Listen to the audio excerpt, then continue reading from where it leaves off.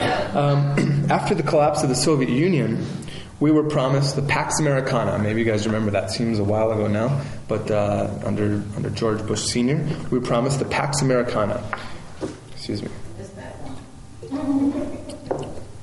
And what was the Pax Americana? Well, it was supposed to be a new era of peace, of full employment, of a brighter tomorrow than today. But what have we gotten instead? We've gotten war, terrorism, cuts in social programs, millions of jobs lost, and more spending on the military than ever. Over $500 billion spent each year by the United States alone, which is more than pretty much the rest of the world combined. And if you just think about what you could do with that money instead of building bombs and invading other countries. A few other things I think we could have done with that money. But we also have to look at the big picture. This is not just about the situation in the Twin Cities or in Minnesota or in the United States. As a Marxist, I look at the world situation as a whole. So according to the United Nations, 2% of the world's population now owns more than 50% of the wealth. This means that 2% of the world population owns more than 3 billion people. As Marx predicted, the gulf between the rich and poor has grown greater and greater.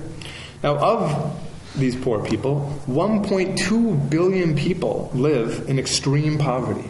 And what that means is that they live on $1 a day. Can you imagine trying to live off $1 a day? And this is a really shocking figure because nobody ever talks about it, but 8 million of those people will die every year. 8 million people die every year because they simply don't have enough money to stay alive.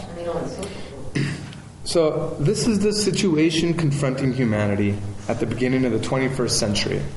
It really is a silent holocaust that nobody talks about. This system murders 8 million people a year. Why? Because they're poor, because they can't afford food, because they can't afford electricity, because they can't afford running water, and the kids get diseases and dysentery. I mean, it's really disgusting, and it's completely unnecessary. There's plenty of food for all these people, but the food is too expensive. The food can't be sold at a profit on the market, and therefore people die.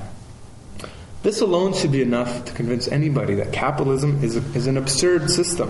It's a system where farmers are paid to burn food or paid not to grow crops, or tremendous warehouses are filled with food, and yet millions of other people literally starve to death. This is completely irrational. But the good thing about this, the silver lining, is that we humans ourselves, we created this system, and we can also change it. So again, it's no wonder that people are looking for new ideas. But in my opinion, we don't need to reinvent the wheel. There is a body of ideas that explains what's happening, and more importantly, explains how we can actually do something to change it. And these ideas are called Marxism. And yes, again, I'm biased. But if you take, for example, the Communist Manifesto, it really is one of the most modern documents in the world, even though it was written 160 years ago. The Communist Manifesto explains in detail what is happening today. It talks about globalization, the domination of the world market, the crises of overproduction, concentration of capital in fewer and fewer hands, and the domination of monopoly capitalism, and so on. And yet none of those things really even existed back when it was written. But if you read it, you will see that it's accurate even down to some of the details.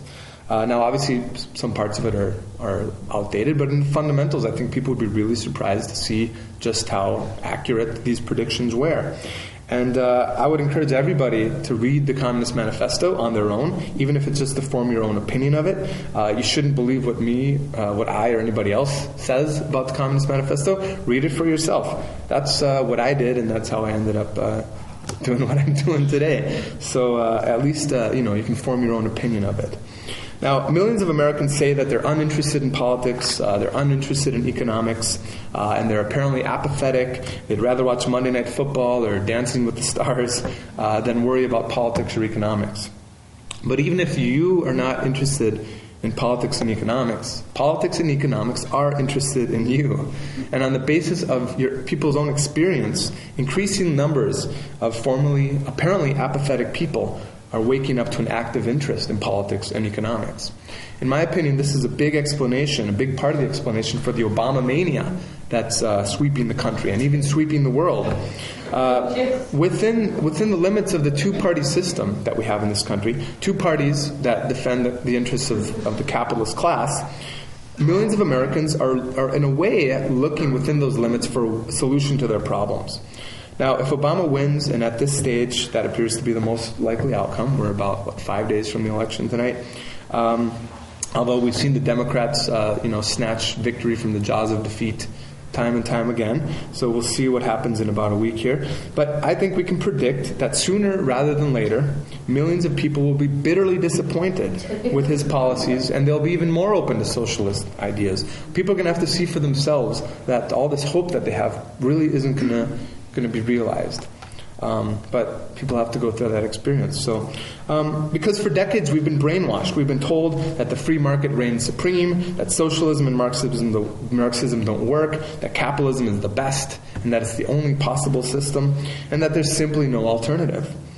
And as we know, if a lie is repeated often enough, and if it's big enough, then people will tend to believe it. But nonetheless, these ideas continue to spark people's imagination, and they continue to act as a thorn in the side of the ruling class. So you can call the current economic situation a panic, as they used to call it back in the 20s and 30s, a recession, a slump, or a correction, whatever you want to call it. What it is at root is a crisis of the capitalist system. It's a crisis of a system that's failed. It's a system that can't even feed, clothe, and shelter the majority of the population. The capitalists themselves have had to nationalize, in one way or another, the banks, which is a blatant admission that ultimately the private sector is not fit to run society.